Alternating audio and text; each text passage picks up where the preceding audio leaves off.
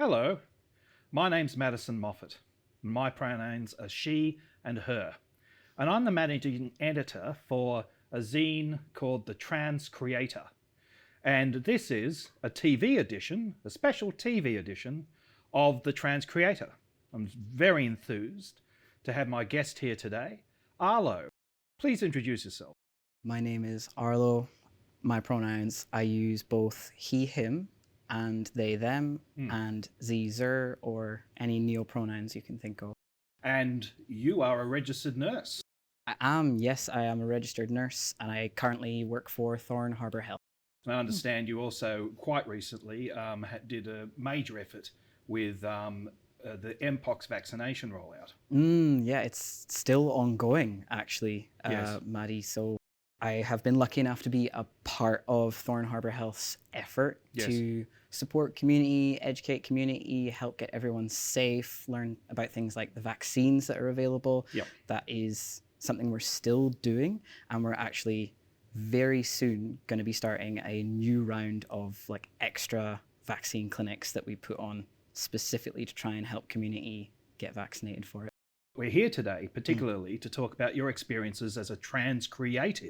The trans creatives are a group of people who every month trick themselves into realizing that they are writers after all by using prompts, various prompts to build on an idea until you then look at what it is that you've written, and lo and behold, you've written. So I thought, you know, we might start with a brief discussion around your pre-trans creative writing experience. When did you first write? Must have been like little kid, probably. I think the first time I actually remember genuinely trying to write was probably like 7, 8, around that age. Sure, that is early. Yeah, I loved stories. Yes. Huge part of. So I am a white settler. I am an immigrant who came to so-called Australia in 2020. Yes. Before that, I lived my entire life in Scotland, particularly sort of in the kind of more rural northeast. Yes. And I grew up spending a lot of my time just consuming stories, and it's a big part of Scottish culture. Yeah. It's both storytelling and, you know, being a part of stories, reading them, consuming them. So that was my initial. I wanted to be a part of that. I wanted to be a And now you get to work on Wurundjeri land. We're under the grace of the Wurundjeri people of the Kulin Nation, whose sovereignty was never ceded and always was and always will be Aboriginal land. So whatever your experience of with the Trans Creatives, what was your first impression in joining our little motley crew? I had no idea what was going to be involved. I think I just saw like an advert on Facebook or an event page or something, like some small link. And That's at the time, I had not really made any friends. So at this point, I think we were still in lockdowns when I found out about the Trans Creator, and I was very new to my own queerness and understanding gender and transgender and what that meant for me. Yes. And I was looking for anything I could find, any kind of support or help or connection, any way that I could connect to other people who were also in this community. So that was my hope. Was I love writing. I'm looking for community. This seems like maybe I can have both with this. So that's what made you come to us. What succumbed you? One of my closest friends now is someone that I come to the Trans Creator Sessions with. Yes. I have really, it's the only time I reliably write. It's the only time I don't look at a screen for a while. I'm with people I love. I feel safe, and I genuinely sit down and actually write. Even though I love it, I would like to do it more. Yes. This is the one time a month where I know I will write something. Your longer term impressions of being part of the Trans Creatives, do you feel that it's changed you in any way as someone who's enthused in writing? Massively. There's a certain someone who's definitely been influencing me with their punk and anachronistic vibes. No idea who you're talking about. No. Explain this person that you speak of. Oh, Maddie, I love you dearly, and I'm very glad that I've gotten to spend all of this time with you and meet you as Same. our fearless leader. Well, you deserve credit where credit's due. Oh, thank you. It's been an opportunity to meet people like outside of online discourse. Yes. So in early days of transition, a lot of the community connection I was feeling was coming from places like TikTok and Instagram, Right. which has its places, has its advantages, but also very much has its disadvantages, has its limitations. So getting to meet actually real life queer people and gender diverse people of varying ages and with different opinions and different experiences to me, but also it's one of the few places I have met other gender diverse people who are also immigrants. Ah, yes. And that has been like really, really important to my understanding of myself and my mental health and intersectional parts of my identity. It is an intersectional specific aspect of life, being a migrant, which, you know, I'm sure does create or can create further difficulties to those who are still finding their way with regards to their, for instance, their gender diverse self. And it has been a wonderful space to explore. I am massively privileged, hugely privileged as a white person from the UK. I have access to so many privileges whilst also experiencing different ways of being a minority. That having a space where I don't necessarily need to explain what each of those individual terms mean in my identity. I can just sit and feel my feelings and have my thoughts. It's really good. I'd suggest that being in community, including a facet of community where you have fellow trans migrants, would have assisted with the writing having that sort of cathartic experience sharing. Is that fair to say? Some of the feedback I've had from other attendees to the Trans Creator Sessions, it's been some of the most useful, kind, but also brutal feedback I've had. Brutal? Yeah. And it was much needed. It was good. Just as a quick example, one of the prompts that you had given us as one of our sessions was around the concept of self-expression. Right. And I had written what was received as like a beautiful piece about someone else, and someone in the group gently but firmly was like, hey, none of this is actually about you. You have done a beautiful piece, but it's been the entire time about other people or external to you. And that really, that stayed with me for, since that person said it, I've thought about that a lot and come back to it. So it's... Well, I do recall that. And it wasn't, I don't think it was intended as a criticism. It was almost like a statement of desire. You know, we want to hear about you. Certainly about your experience with other people, but your experience with other people. Having a group where there's that level of trust and friendship and, hey, great work. Didn't actually do the prompt. And it's given me space to think back on, why did I avoid that? What's going on there? So it's really impacted me outside of the writing group in good ways, in helpful ways. The delivery is always gentle and caring because, you know, it's a communal environment. But as a result, we're frank with each other. Because it's safe to be that way. I don't know if people know how rare that is. Certainly in my life, that's so... It feels so rare sometimes to have a safe space with other queers where we can be frank with each other and have that gentle support. It's not always, you know, it's not always about what you have or haven't done. Sometimes it's like being able to just come in, say a little bit about your day and have a room full of people go, oh yeah, I know what that's, you don't need to even say anything more. We understand. The Trans Creator is a zine, a community zine that, amongst other things, includes contributions from those who participate in the TransCreative Writing Sessions. And the launch edition of the zine includes an article or a story from yourself. I sort of wondered what it was like for you to see that in print. Huge. Huge? Huge.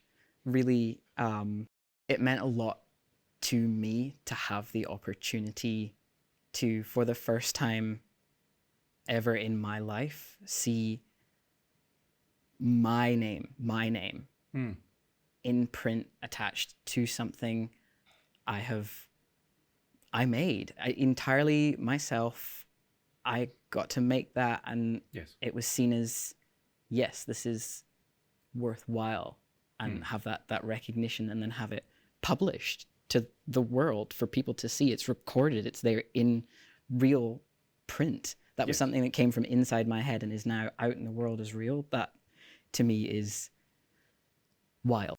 Having had the zine published, then we actually had the pleasure of a launch of the zine, of the TransCreator, and that took place on the 1st of August of this year. And I was wondering, you know, what reflections you might have on that event. Your participation in it included being a panelist, having contributed to the zine. You were asked to read out your contribution. And I just thought, you know, if you could share some of your reflections on that moment. Firstly, it was so crowded. Yeah, there was a lot. So many. Yeah. We filled the affirmation station. It was really surprising. I was really impressed with community. Like, people showed up. You know, I was not expecting so many people there. No, it really was quite humbling. The level of community support that was shown. Everyone really pulled together to show up, and that was lovely. Yes. I've done a little bit of public speaking before, but never something quite as personal as that. I've done public speaking on personal topics like grief and loss, but it wasn't like my poetry, my stories that I've written out. So that was very different. I will admit some of my memories of the night are blurry from the sheer level of adrenaline that was involved in public speaking. Absolutely. But the overall feeling, even in the moments where I don't quite exactly remember what was going on, was the feeling of being like, I don't want to be too cliched, but the feeling of being held and being seen and being valued by everyone that was there. Exactly. And by you and the other people who were in the zine, like the other writers from like the other group members. It was one of love and care and showing up. You weren't merely speaking, or none of the panelists were merely speaking because they had an article in the zine. They were in part speaking because it was obviously very welcome amongst the crowd. They wanted to hear the stories. And as each story unfolded, the enthusiasm for that, I think, just grew and grew. And I think what sort of happened in return was this holding, as you say. We had this space together. It was the sharing of stories. It was beyond what I expected.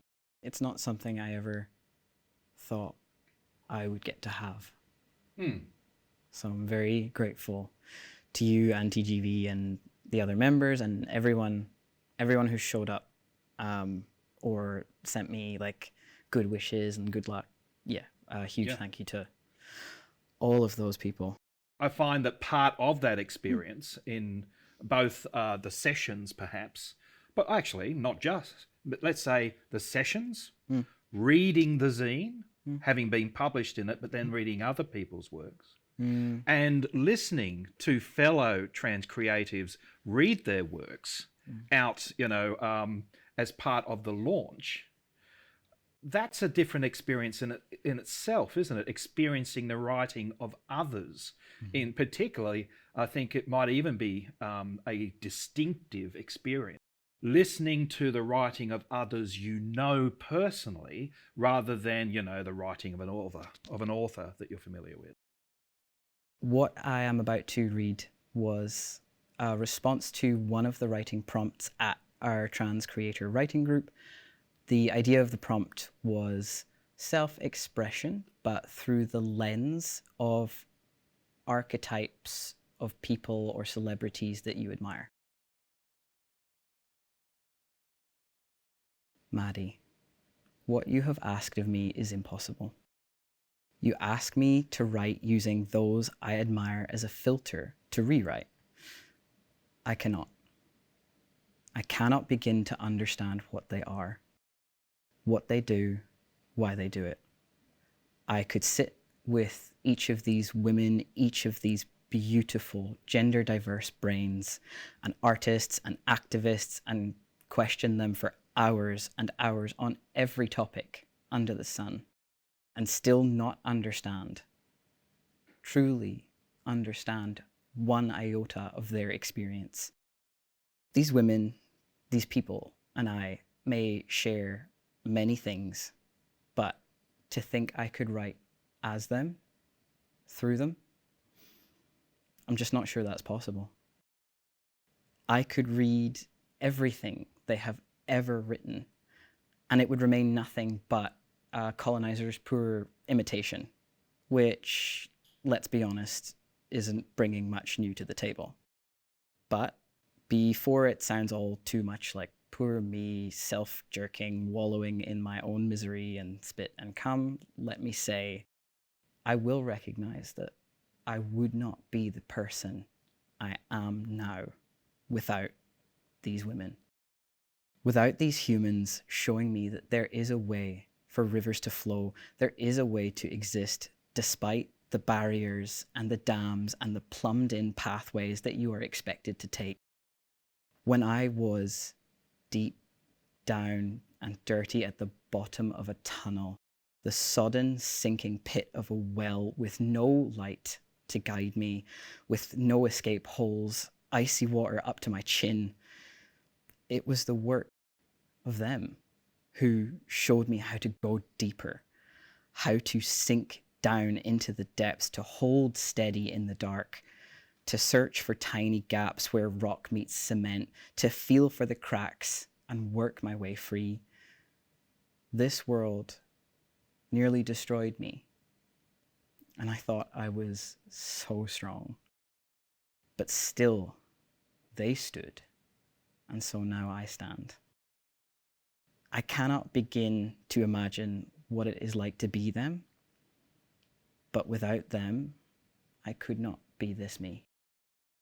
I was wondering if you could share some reflections on that, the experience of experiencing other people's writing. I'm a very emotional person. I am chock full of feelings all the time, and I have spent a long time building huge barriers around those feelings, and I'm slowly peeling them away. Yes. And reading their stories and their poetry, and reading anyone's stories and poetry of any background always gets me. But the act of being present and seeing someone read their story and hearing the story as they have written it, as they intended it to be heard, with the person's emotions and their feelings behind it, and yes, getting to see what that means to them. I'm very people orientated. I always have been very socially aware, socially vigilant, and I knew from a young age I wasn't quite right. I wasn't doing something right, and people knew there was something off with me. There was something wrong. No, the resonance is coming forth to me. Yes. Yeah. And try as I might. Much the same way. Yeah, couldn't hide it. No. Same for you. Oh yes. Yeah. Yeah. From being, queer in a negative sense at school, to even in a corporate setting being, strange but very knowledgeable, and they wouldn't necessarily be able to pinpoint, what that strangeness was, just like you say. that's a really good point about being knowledgeable. So one of the ways of potentially managing being different, and Alok Menon, the non-binary poet, comedian, actor, really encapsulates this well when they talk about having to be exceptional. Yes. If you want to survive and people know there's something not normal with you, doesn't fit the usual box,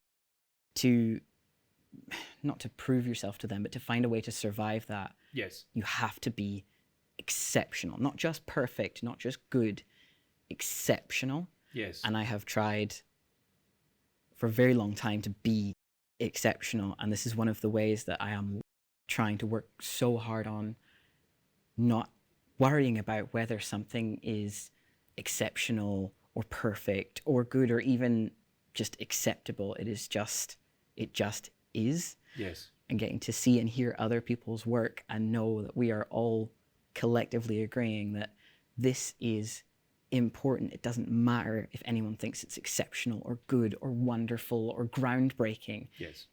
It just is. It is how you feel. It is what you want to share with me and the world, and I want to be here and listen and see you. Yes. I want to see you and be seen. And getting to take part in that, I cannot stress to you enough, I thought I was alone for so long. Yeah. Oh, that dear. to have that and see it in person and know that I am not alone was, well, I'm still working through that one. Yeah, sure. But it's good. I used to refer to a similar experience as hypervigilance. I used to have this hypervigilance, and now I can be vulnerable. And I may well coordinate these sessions, these transcreative sessions, and I may be the editor of the TransCreator, but I learn so much from yourselves, and I've learnt how to be more vulnerable as a person, witnessing yourselves open up to each other, including, being vulnerable to, kind but emphatic feedback from people, and, vice versa. And that sharing of thoughts and without critique. I think that's another key thing. Other people's writing is what started me off. Like, if you sit me down, hand me a blank page, doesn't matter how long you give me, but having someone else's writing or artwork or performance or something to bounce off of, to think about, to roll around in my mind, in my brain, get the flavor of it. I don't know why that unlocks something in me. Yes. That's how I started, was reading other people's stories and then rewriting it or building on top of it or moving around it. It's a really helpful way for me to, I feel like a lot of the time for me, it's blocked. It's behind a wall or a door or there's something between me and my feelings or what it is that I'm trying to express. Yes. And actually the act of seeing someone else kind of open that door and be vulnerable and share their thoughts helps, I don't know, show me how to do it for myself and how to start it off. Yes. Like when I was younger, I used to, do you remember, this is showing my age now, DeviantArt, the website? I'm much older than that still. I remember DeviantArt as something my daughter was into. Fair point. But that's one of the ways that when I was a teenager, I was going on to DeviantArt and I was searching. I didn't know what for at the time, but I was desperately searching for answers for someone, for something that felt like me. Yes. And sometimes I would look at other people's paintings and recreate them, not to sell them or post them anywhere or anything. I was just expressing the same feeling that painting or artwork inspired in me. Yes. And in sort of recreating it, it helped me start getting comfortable with the process of creating. Because again, I was always trying to be in my head, everything that I share with the world, for it to be seen, for it to be perceived, it must be exceptional. It must be perfect. Yeah. So doing someone else's work to start me off. Even when I was by myself, Yes. I felt like I couldn't do things because I had this idea that somehow I was always being perceived or always being watched, and everything I did, even in the secret, like dark of my own wardrobe, had to still somehow be perfect. Yes. So having other people around me create and yeah, be vulnerable and just allow things as they are, really helpful for me. The ethos of the Trans Creator is that we're not careerists, you know, we're just writing. You know what I mean? And I think that, you know, that vulnerability, that ability to rather than stand on the shoulders of others and just have the starting point be your own viewpoint. Hopefully, you know, the TransCreatives sessions are giving people an opportunity to learn that. The TransCreatives meets every month on the fourth Sunday of the month. The TransCreator is a zine that is released each quarter. And to find out more details as to how one can obtain a copy, either consult the TransCreator Community Zine Facebook group on Facebook or email at connect@transcreator.net.au. My name again is Madison, my pronouns she and her, and I've had the pleasure of speaking today with Arlo, whose pronouns are he, him, they, then, and what was the other? Z and Zer. Z and Zer.